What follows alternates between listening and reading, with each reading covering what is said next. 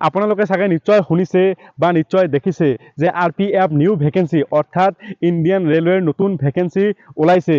আমাৰ অসমৰ যিমান ডাঙৰ ডাঙৰ ইউটিউবাৰ আছে, যিমানজনে জব নটিফিকেশ্যনৰ ওপৰত ভিডিঅ' বনাই থাকে, যেনিবা মই নাম কৈয়ে দিওঁ যিহেতু ডাঙৰ ডাঙৰ ইউটিউবাৰ, যেনেকুৱা আমাৰ ৰাকিব দাদা আছে আৰু মন্টু দাদা আছে, মন্টু ডিফেন্স একাডেমি যে ইউটিউব চেনেলটো আছে।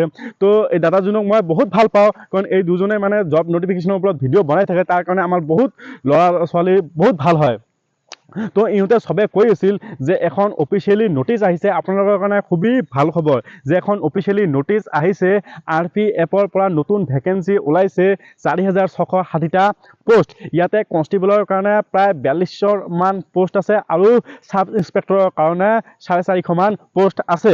এইখন নোটিছ পাব্লিছ হৈছিল 26 ফেব্ৰুৱাৰী 2024 চনত। এইখন অৰ্থাৎ কালিয়ে এইখন পাব্লিছ হৈছিল। তো 26 ফেব্ৰুৱাৰী 2024 চনত এইখন নোটিছ পাব্লিছ হৈছিল।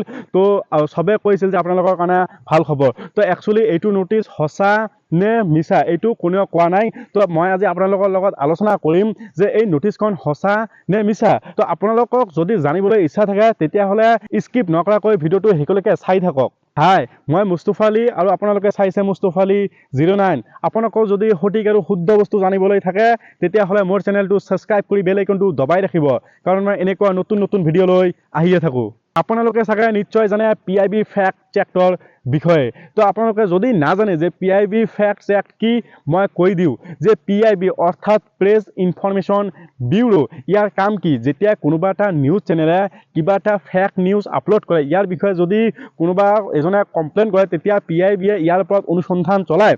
এই নিউজৰ ওপৰত যেতিয়া গম পায়, PIBয়ে যেতিয়া প্ৰমাণ পায় যে সঁচাকৈ এইটো নিউজ ফেক, তেতিয়া PIBৰ এটা ফেক অফিচিয়েল ষ্টাম্প তাত মাৰি কিনে ইয়াৰ অফিচিয়েল ৱেবছাইটত আপলোড কৰি থৈ দিয়ে যে এইখন ফেক। তো যিহেতু ইণ্ডিয়ান ৰেলৱে বুলি ক'লে এইটো পোষ্ট অকল অসমৰ কাৰণে নহয়, গোটেই ভাৰতবৰ্ষৰ কাৰণে। আৰু যিহেতু ইয়াত পোষ্ট ওলাইছে অকল 4660টা, তো এইটো গোটেই ভাৰতবৰ্ষৰ কাৰণে বহুত কম এটা পোষ্ট হয়। তো 2018 চনত ৰেলৱে মন্ত্ৰীয়ে কৈছিল যে 2018 চনতে 5000 RPFৰ পোষ্ট ওলাব, কিন্তু আজি 2024 চনলৈকে একো ভেকেন্সি ওলোৱা নাই।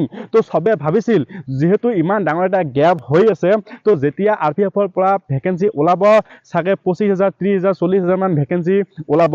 এতিয়া যিহেতু 4460টা পোষ্ট ওলাইছিল অনলি, তো সবে ইয়াৰ ওপৰত চৰ্চা এটা চলাই আছিল যে ইমান গেপৰ এটা ভেকেন্সি ওলালে, ইমান দিনৰ পিছত ভেকেন্সি ওলালে, তো ইমান কম ভেকেন্সি কেনেকৈ ওলাল। তো সেইটো কথাকে লৈ PIBয়ে ইয়াৰ ওপৰত অনুসন্ধান চলাইছিল যে একচুৱেলি এইটো নোটিছ সঁচা নে মিছা। তো আমি বহুত সৰু মানুহ, আমি ইয়াৰ ওপৰত তো একো ক'ব নোৱাৰোঁ, বা আমি যদি জাজ কৰিব লাগে তো ৰেলৱে মন্ত্ৰীৰ পৰাই সুধিব লাগিব যে এইটো সঁচা নে মিছা। আৰু মই ইমান ডাঙৰ মানুহ নহওঁ যে ৰেলৱে মন্ত্ৰীক ফোন কৰি সুধিম যে ছাৰ আপুনি যিখন নোটিছ আপলোড কৰিছে এইখন সঁচা নে মিছা, মোক কৈ দিয়ক, মোৰ ভিডিঅ' বনাব লাগে ইউটিউবত। তো এইটো PIBয়ে অনুসন্ধান চলাইছে আৰু PIBয়ে ৰেলৱে মন্ত্ৰীৰ লগত কথা পাতিছিল।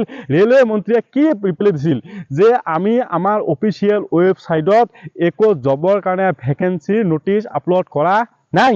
এইটো ৰেলৱে মন্ত্ৰীৰ পৰা এইটোৱে ৰিপ্লাই আহিছে যে আমি এই জব এপ্লিকেশ্যনৰ কাৰণে একো নোটিছ আমি আমাৰ অফিচিয়েল ৱেবছাইটত আপলোড কৰা নাই।